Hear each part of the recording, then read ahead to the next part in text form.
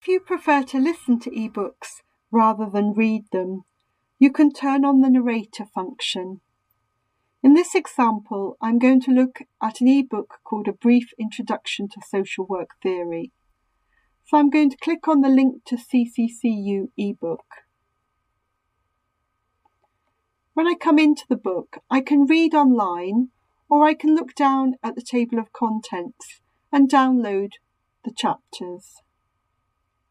So I'm going to download the PDF of Attachment Theory.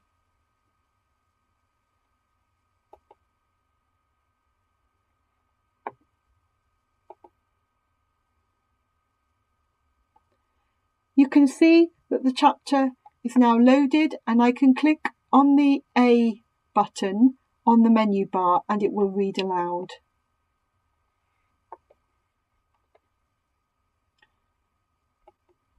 And I can stop when I'm ready.